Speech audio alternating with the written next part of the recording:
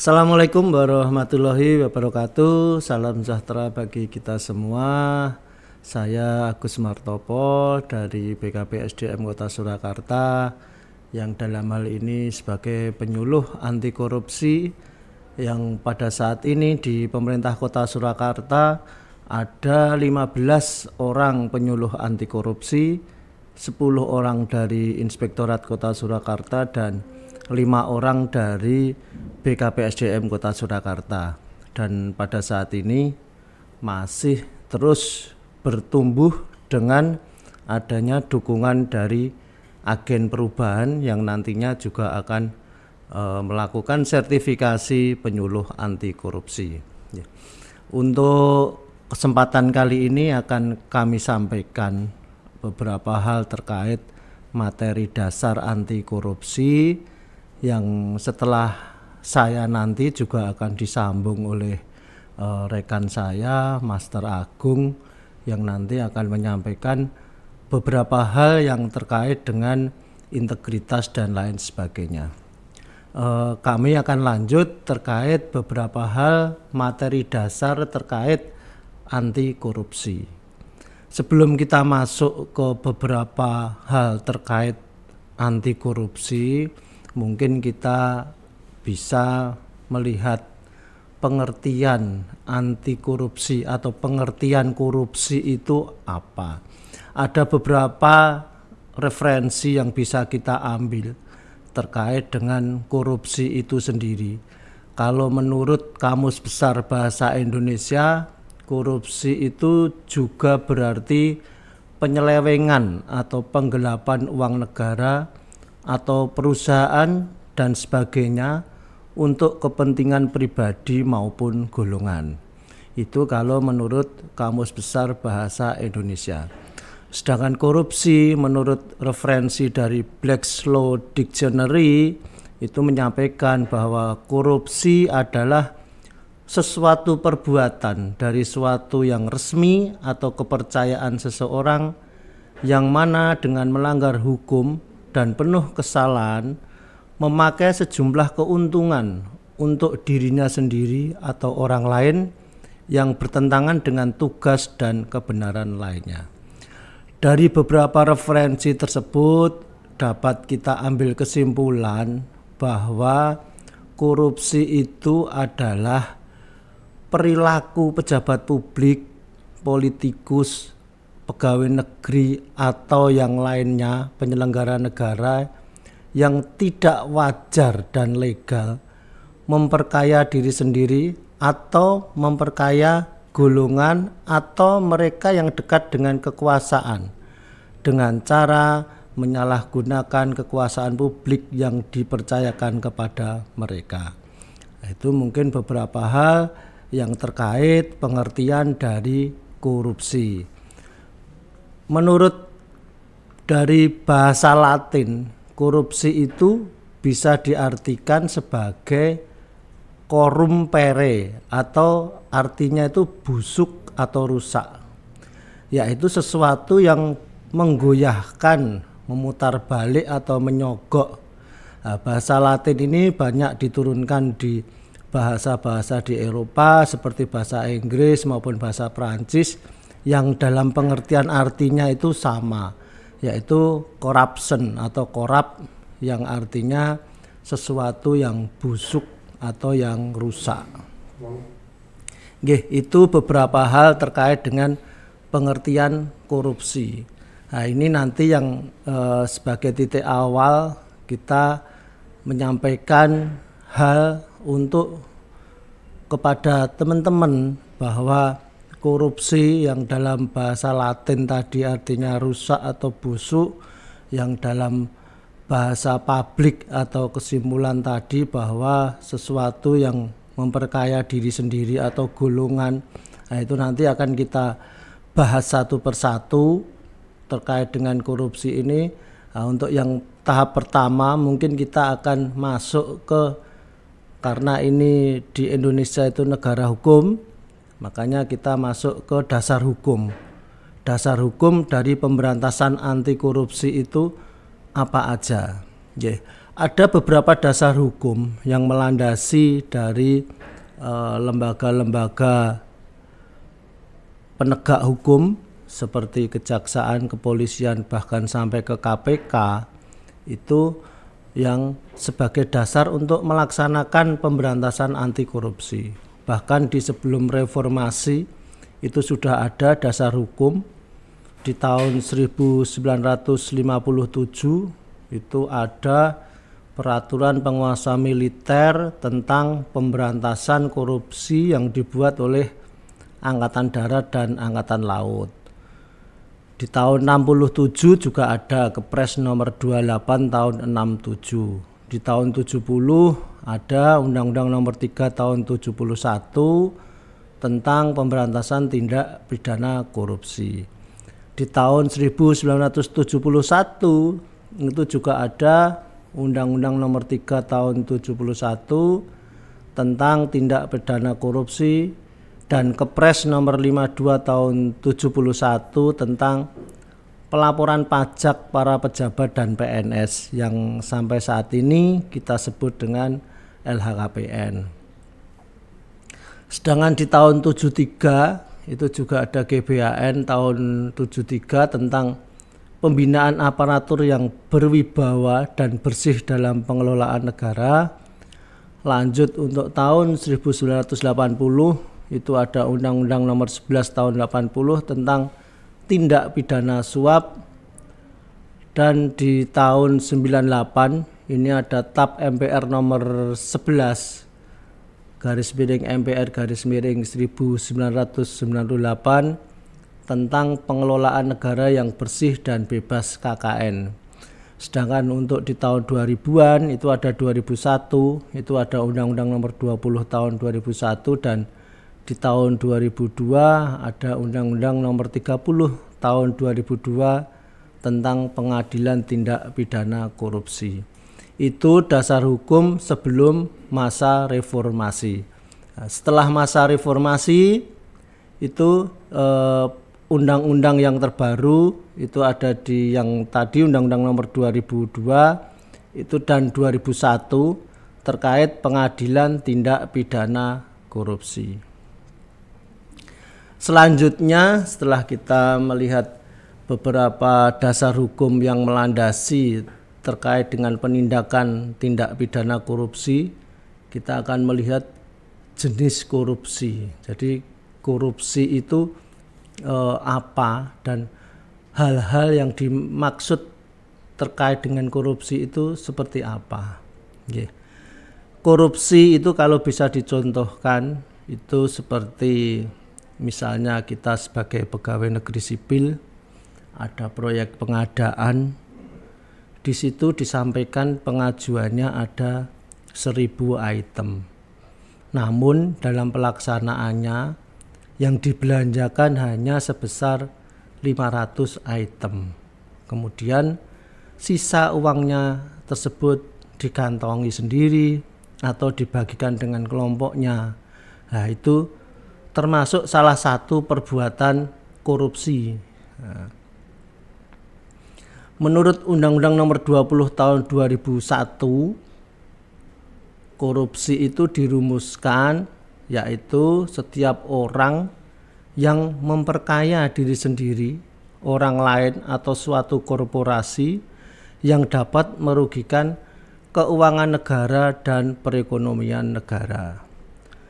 Sedangkan di pasal 3 Undang-Undang nomor 20 tahun 2001 itu diartikan setiap orang yang dengan tujuan menguntungkan diri sendiri atau orang lain atau suatu korporasi menyalahgunakan kewenangan, kesempatan atau sarana yang ada padanya karena jabatan atau kedudukannya dapat merugikan keuangan negara atau perekonomian negara.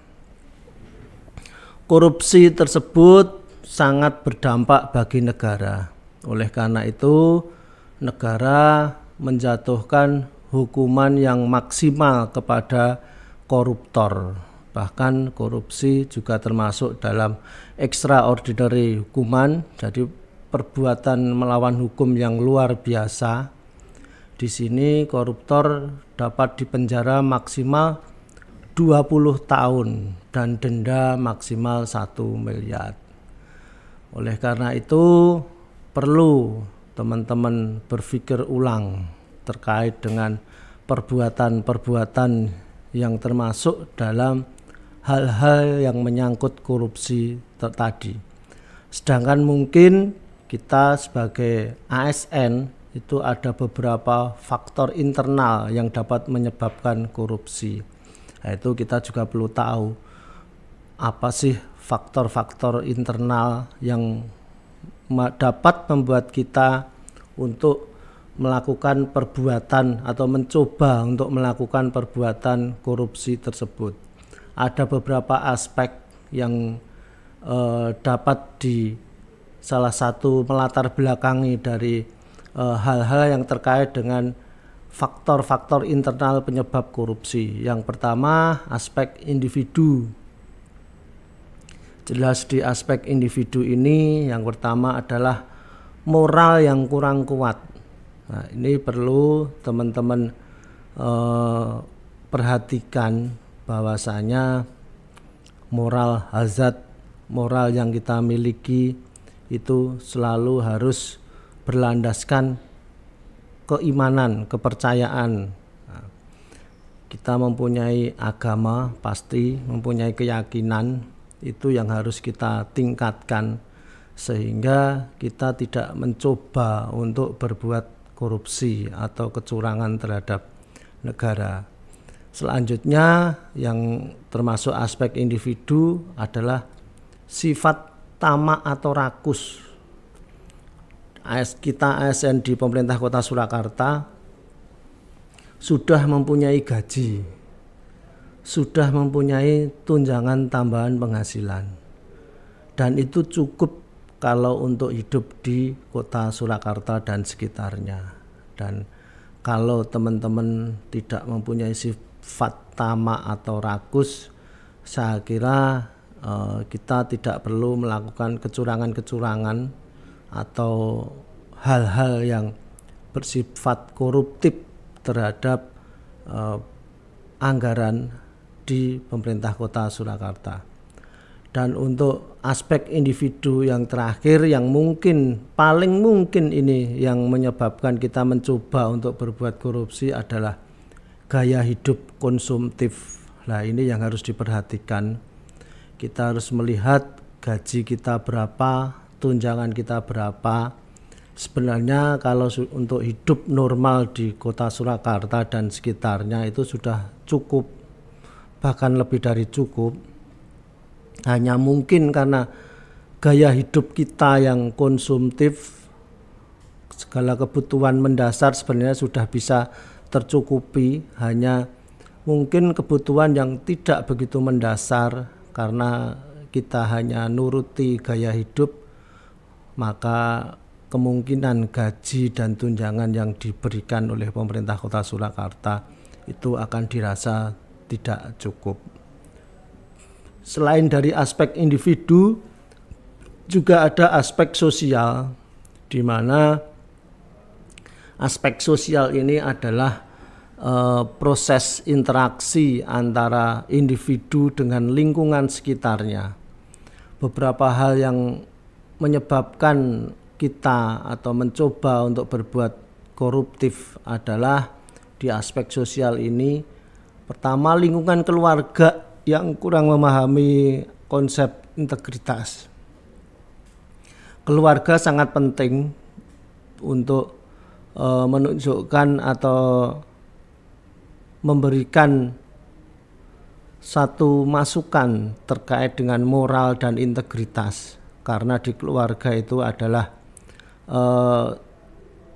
informasi yang pertama dan sangat berpengaruh terhadap pribadi kita sebagai ASN. Kalau keluarga itu sudah mempunyai konsep integritas yang bagus, didukung dengan moral, keyakinan yang bagus, pasti hal-hal yang terkait dengan korupsi, penyalahgunaan wewenang dan lain sebagainya itu dapat ditekan bahkan dihilangkan.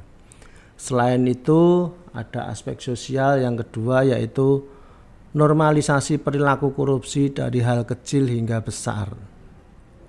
Setelah kita tahu akibat dari korupsi, kita harus mencoba menanamkan dalam mindset kita bahwa perilaku hidup yang normal, sederhana, apa adanya itu lebih baik, lebih bagus, dan lebih membuat kita bahagia daripada kita harus menyampaikan atau memenuhi kebutuhan-kebutuhan yang sebenarnya tidak kita butuhkan hanya karena gaya hidup dan lingkungan tadi. Dan yang ketiga terkait aspek sosial, yaitu kurangnya internalisasi nilai-nilai korupsi dari yang sudah disampaikan itu dalam kita tanamkan dalam keluarga. Kalau dalam keluarga itu sudah mengetahui nilai-nilai dasar korupsi, akibatnya, pengaruhnya dan lain sebagainya, saya yakin nanti teman-teman juga tidak akan mencoba berbuat korupsi atau menyalahgunakan kewenangan di dalam sikap dan perilaku kita sehari-hari. Untuk selanjutnya kita akan membahas terkait dengan pengertian beberapa hal yang terkait dengan korupsi. Kita mengetahui ada gratifikasi, ada uang pelicin, ada pemerasan, dan ada suap. Mari kita lihat perbedaan-perbedaan dari hal-hal tersebut di atas. Pertama, gratifikasi. Gratifikasi merupakan pemberian dalam arti luas. Jadi gratifikasi itu pemberian dapat berupa uang, barang, diskon atau voucher, komisi, pinjaman, tiket perjalanan, fasilitas penginapan, wisata atau pengobatan cuma-cuma, dan juga fasilitas-fasilitas yang lainnya.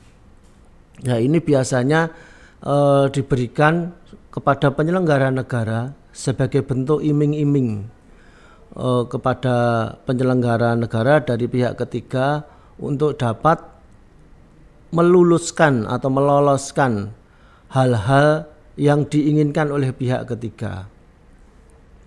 Gratifikasi ini terjadi jika pihak pengguna layanan atau penyelenggara negara memberikan sesuatu kepada pemberi layanan tanpa adanya penawaran atau transaksi apapun, namun bersifat tanam budi. Jadi pengertiannya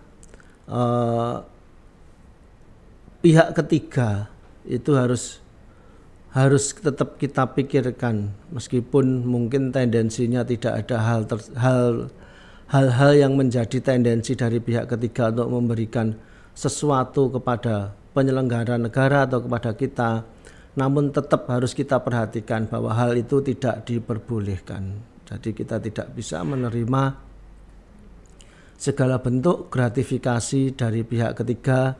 Kita sebagai pemberi layanan tidak berhak atau tidak boleh menerima gratifikasi dari penerima layanan. Misalnya nanti sampai proses pemberian gratifikasi itu terjadi tanpa sepengetahuan kita juga wajib untuk melaporkan gratifikasi tersebut kepada dalam hal ini di pemerintah Kota Surakarta adalah ke inspektorat. Nanti akan dicatat bentuk gratifikasinya dan ada tindak lanjut apakah gratifikasi ini boleh dimanfaatkan oleh pemberi layanan ataukah harus disimpan di inspektorat.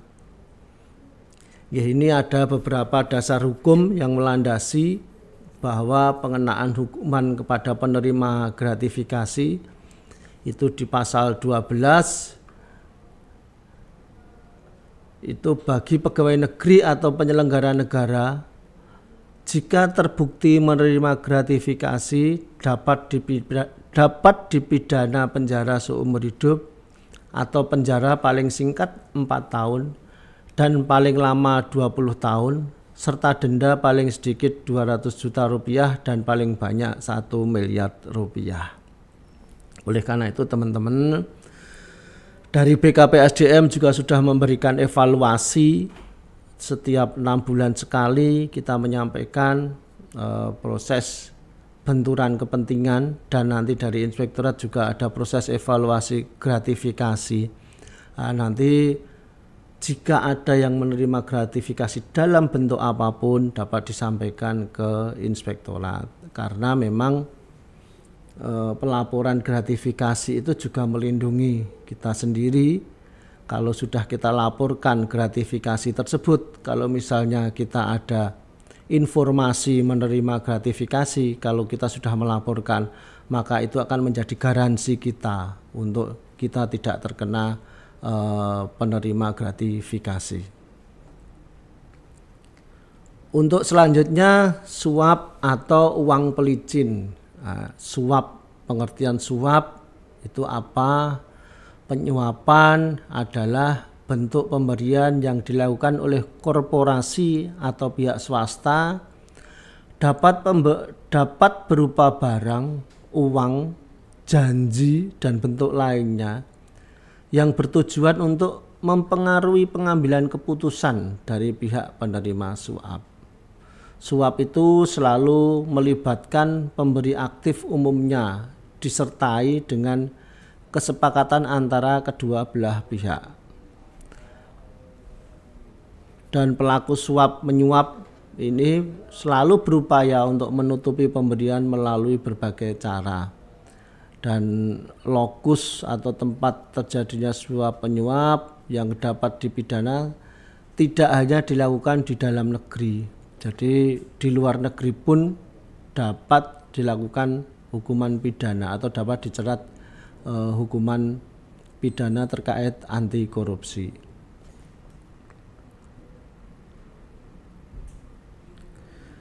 Tindak pidana suap walaupun dilakukan dengan cara sembunyi-sembunyi lewat perantara ataupun di luar jam kerja tetap dapat diberikan sanksi pidana. Oleh karena itu teman-teman, suap itu memang tidak kelihatan secara jelas, namun jika ketahuan ada pihak-pihak yang melaporkan dan itu sudah terbukti, itu sanksinya juga berat.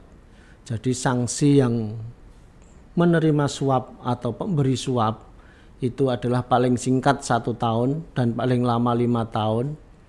Denda paling sedikit 500 juta dan paling banyak 200. Denda paling sedikit 50 juta dan paling banyak 250 juta. Ini sesuai dengan amanat Undang-Undang Pemberantasan Tindak Pidana Korupsi pasal 11. Untuk selanjutnya, pemerasan. Pegawai negeri atau penyelenggara negara yang berperan aktif melakukan pemerasan kepada orang atau korporasi tertentu yang memerlukan pelayanan dapat dipidana dengan Undang-Undang Tindak Pidana Korupsi. Jadi menurut pasal 12E Undang-Undang Tipikor, yang dimaksud dengan penyuapan itu adalah pegawai negeri atau penyelenggara negara yang dengan maksud menguntungkan diri sendiri atau orang lain secara melawan hukum atau dengan menyalahgunakan kekuasaannya memaksa seseorang memberikan sesuatu, membayar, atau menerima pembayaran dengan potongan atau untuk mengerjakan sesuatu bagi dirinya, itu disebut dengan pemerasan. Dan pemerasan ini sering dijadikan alasan bagi pihak pemberi sebagai dalih pemberian, namun karena unsur memaksa ini menjadi sangat penting dibuktikan dan menjadikan pemerasan ini harus ada pembuktian dari pihak yang pertama maupun dari pihak ketiga. Dan pemerasan ini tidak harus dalam bentuk nominal yang besar, namun nominal yang kecil pun akan dapat dijerat. Yang biasanya kalau yang nominal kecil itu sering kita sebut dengan pungutan liar. Dan pada era reformasi pada saat ini, menjadi perhatian bagi teman-teman terkait dengan pungutan-pungutan maupun pemerasan. Sekarang eranya keterbukaan, tentunya ini perlu menjadi perhatian yang lebih. Sekali aja kita, kalau dalam bahasa Jawa, ngarani atau memberikan bentuk tanda sinyal atau permintaan, meskipun itu nominal kecil pun dan itu terdokumentasi, itu pasti akan sampai ke aparat penegak hukum. Oleh karena itu kita perlu hati-hati terkait dengan pemerasan atau dalam saat yang sekarang ini sering disebut dengan pungutan liar atau pungli, itu pasti akan terdeteksi karena di era keterbukaan informasi ini terkait hal-hal kecil seperti itu bisa lebih cepat terdokumentasi dan bisa lebih cepat disampaikan kepada pihak-pihak penegak hukum atau pihak-pihak yang terkait. Sedangkan untuk sanksinya itu menurut Undang-Undang 30 tahun 1999 dan diperbarui dengan Undang-Undang 20 tahun 2021 ini dapat dikenai tindak pidana korupsi.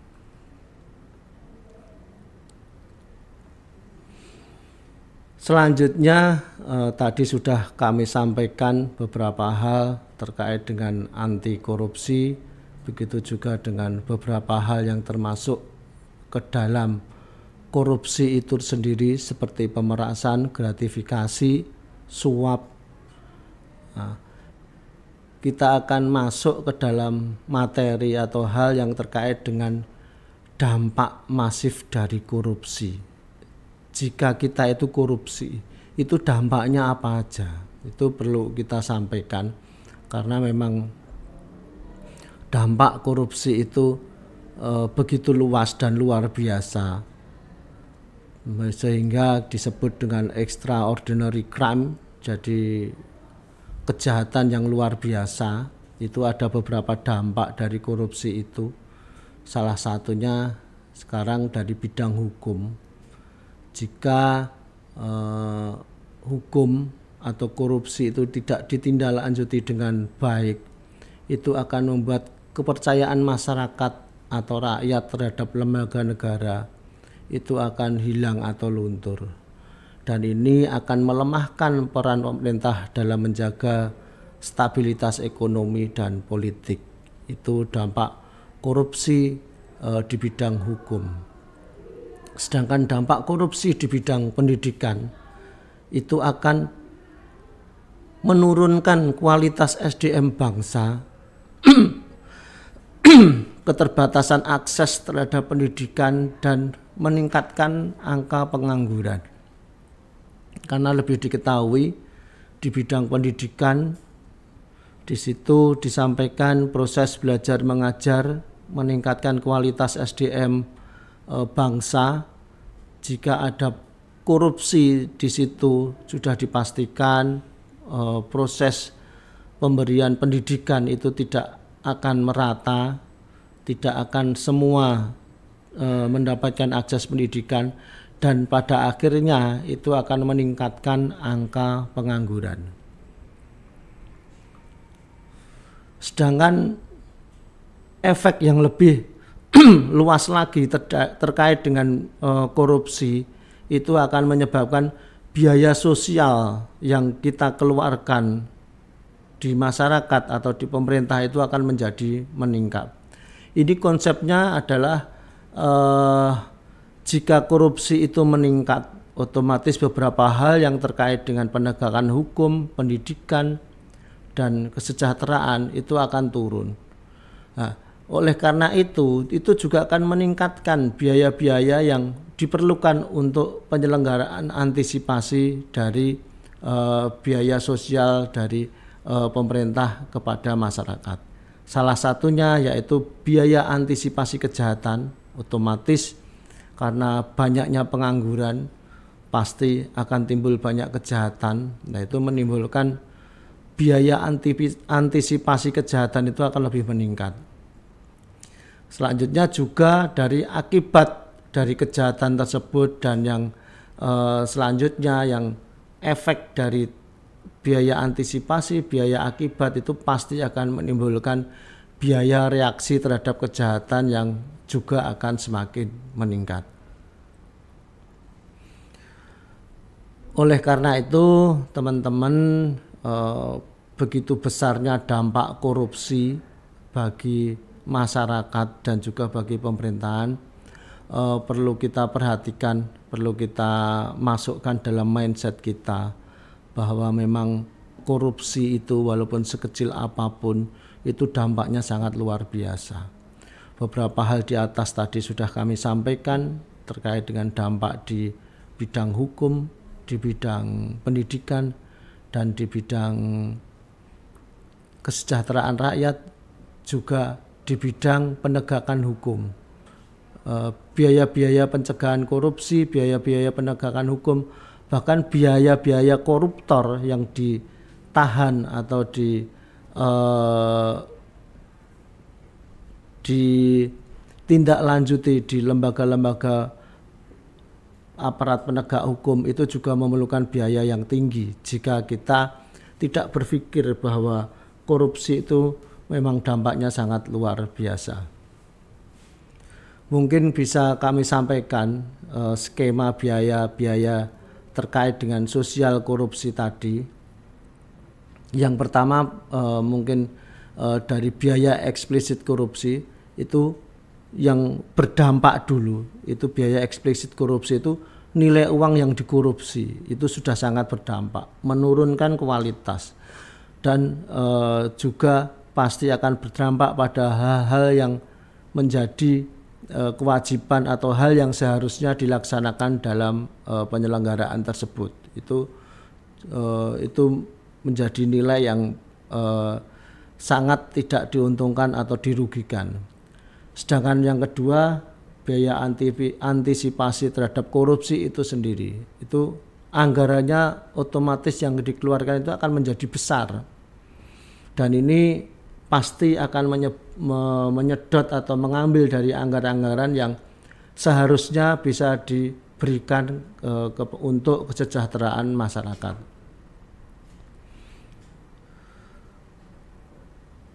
Dan perlu Bapak Ibu ketahui bahwa biaya sosial korupsi yang kami sampaikan di atas tadi, yaitu biaya reaksi terhadap korupsi, biaya antisipasi korupsi, biaya eksplisit korupsi, biaya-biaya tersebut yang kita namakan biaya sosial korupsi yang disebabkan oleh pencucian uang hasil korupsi ke luar negeri itu lebih besar daripada di dalam negeri. Untuk selanjutnya, tadi dampak-dampak sosial perlu kita sampaikan juga lebih konkret bahwa dampak sosial dari korupsi itu sampai ke lapisan masyarakat yang paling bawah.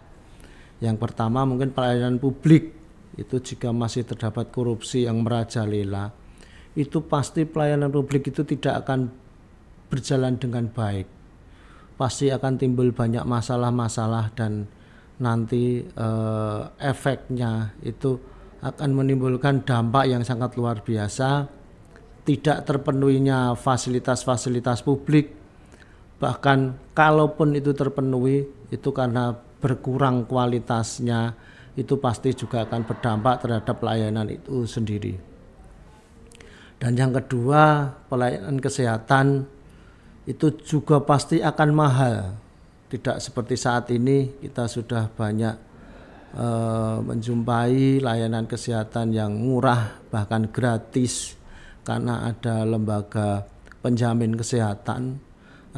Bisa kita bayangkan jika itu ada korupsi di lembaga atau penyelenggara tersebut, bisa dibayangkan nantinya pelayanan kesehatan akan mahal dan tidak berkualitas dengan baik, yang pastinya nanti akan berdampak langsung kepada masyarakat. Juga di sektor pendidikan, nanti pendidikan akan semakin mahal, pendidikan akan semakin tidak merata, tidak semua lapisan masyarakat mendapatkan pendidikan.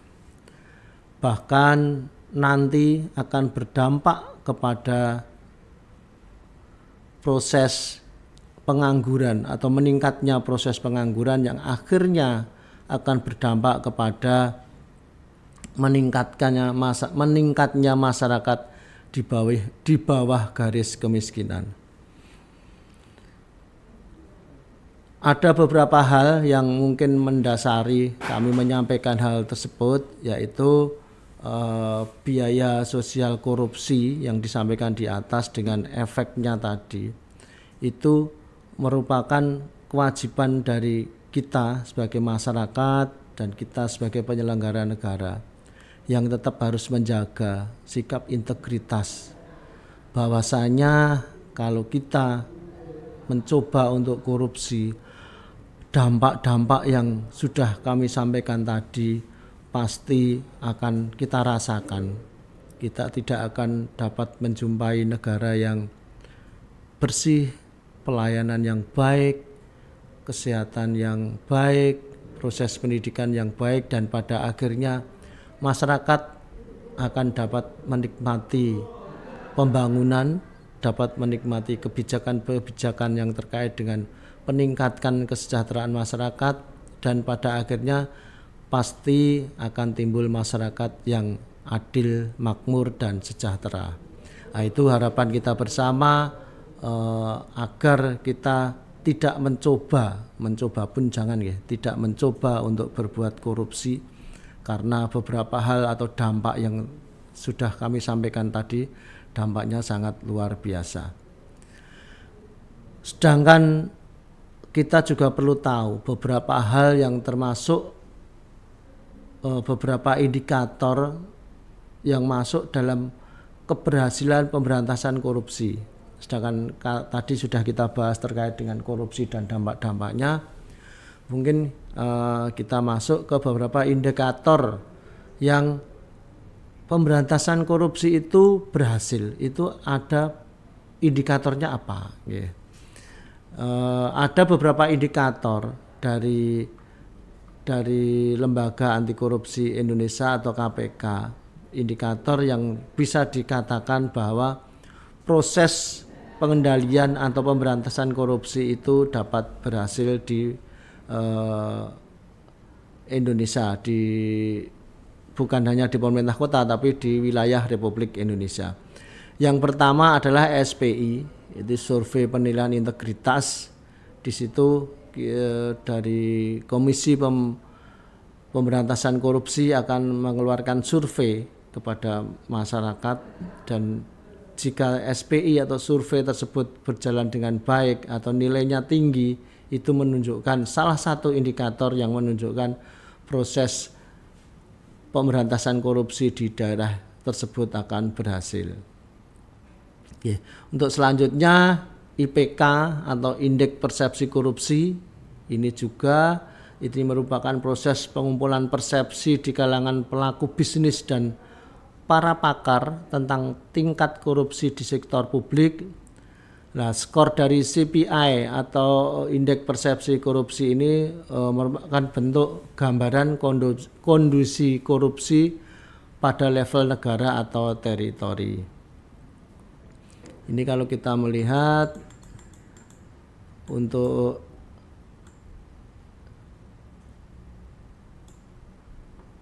Indonesia itu di Asia Tenggara itu di urutan kelima. Yang pertama itu yang indeks persepsi korupsi itu yang paling bagus itu di Singapura, setelah itu di Brunei, setelah itu Malaysia, dan di Timur Leste, baru setelah itu Indonesia. Nah, ini beberapa hal yang masih perlu kita tingkatkan. Jadi kita masih tertinggal nilainya ya cukup lumayan jauh dari Singapura. Selanjutnya setelah indeks persepsi korupsi, indikator selanjutnya adalah indeks perilaku anti korupsi. Indeks perilaku anti korupsi ini merupakan pengukuran perilaku anti korupsi secara komprehensif di masyarakat. Nah, pengukuran ini disusun berdasarkan dua dimensi. Yang pertama dimensi persepsi, dan yang kedua pengalaman yang menggambarkan perilaku korupsi sehari-hari. Ini juga disampaikan oleh KPK Jadi tiap tahun indeks perilaku anti korupsi ini untuk di tahun 2021 itu indeksnya 3,88 untuk Negara Kesatuan Republik Indonesia. Itu tadi beberapa indikator yang dapat menunjukkan proses keberhasilan dari pemberantasan anti korupsi. Mungkin kita perlu melihat beberapa contoh negara-negara yang tingkat korupsinya itu amat rendah. Jadi bisa kita jadikan contoh, kita belajar dari negara-negara tersebut, apa kebijakan dari negara tersebut untuk dapat menekan tingkat korupsi. Yang pertama di Finlandia. Beberapa hal kebijakan dari negara Finlandia untuk dapat menurunkan korupsi itu yang pertama adalah nilai dasar dari rakyat yang selalu menjunjung tinggi integritas dan kejujuran. Dicontohkan di sana itu Menteri Keuangan itu mengundurkan diri karena menggunakan uang pajak untuk mendanai pelatihan public speaking. Jadi dia mengundurkan diri karena dia mendanai pelatihan public speaking yang dilakukan oleh dirinya sendiri itu menggunakan uang pajak karena nilai integritasnya sangat tinggi. Jadi Menteri Keuangan tersebut mengundurkan diri. Selain itu Finlandia juga memiliki undang-undang prosedur administrasi dan undang-undang hukum pidana. Dua undang-undang tersebut yang menjamin pejabat publik untuk bertindak adil dan tidak memungut biaya dalam memberikan layanan. Dan selain dua di atas juga ada Finlandia itu membentuk sistem integritas nasional. Jadi dalam sistem ini digunakan untuk mencegah praktek suap dalam pengadaan barang dan jasa baik pada sektor bisnis maupun pemerintahan. Selain Finlandia ada lagi negara Denmark. Ini juga bagus untuk pemberantasan anti korupsi. Jadi Denmark itu salah satu kebijakannya memberikan akses informasi pelayanan publik, sistem peradilan yang independen dan mendorong integritas pada pejabat publik. Jadi salah satu kebijakannya menempatkan lembaga anti korupsi yang kalau di Indonesia mungkin seperti KPK itu di tiap lembaga pemerintahan. Jadi proses penyelenggaraan layanan kepada masyarakat itu diawasi langsung oleh lembaga yang di Indonesia seperti KPK. Jadi setiap lembaga itu mempunyai KPK-nya tersendiri. Selain itu juga mempunyai fasilitas hotline pelaporan korupsi terbuka kepada publik selama 24 jam. Kalau di pemerintah kota Surakarta sebenarnya juga sudah ada pelaporan aduan masyarakat di ULAS. Ini mungkin sudah kita adopsi yang pelaporan seperti ini. Untuk yang selanjutnya di Denmark itu mewajibkan pejabat publik untuk mengikuti pelatihan anti korupsi saat mengisi jabatan. Jadi bisa diartikan setiap pejabat publik yang akan menduduki jabatan di Denmark itu sudah mengikuti pelatihan anti korupsi, atau mungkin harapannya kalau di Indonesia karena sudah ada sertifikat penyuluh anti korupsi, harapannya pejabat-pejabat publik di Indonesia yang akan menduduki jabatan itu juga sudah mempunyai sertifikat penyuluh anti korupsi sehingga sudah mengetahui apa itu korupsi, bentuk-bentuk korupsi dan dampak-dampak korupsi bagi negara dan masyarakat. Selain Finlandia, Denmark, ada lagi negara Selandia Baru. Ini untuk negara Selandia Baru, kebijakannya yang dapat kita lihat. Yang pertama itu menjunjung tinggi sikap menghormati hukum. Jadi masyarakat Selandia Baru itu begitu menjunjung tinggi supremasi hukum dan dapat menerapkan hukum atau menerapkan aturan-aturan yang ada di regulasi hukum di Selandia Baru di tingkat masyarakat. Itu yang menjadi faktor utama atau dominan dari pemberantasan korupsi di Selandia Baru. Juga selain itu ada kebijakan terkait dengan transparansi oleh pejabat publik. Jadi seluruh pejabat publik itu diwajibkan untuk melaporkan kegiatannya dan seluruh kekayaan yang dimiliki. Nah, ini mungkin yang di Indonesia baru kekayaan. Jadi baru proses LHKPN yang ada di negara Indonesia, itu setiap penyelenggara negara wajib melaporkan kekayaannya di LHKPN. Tapi di Selandia Baru selain kekayaan itu kegiatan juga wajib untuk dilaporkan.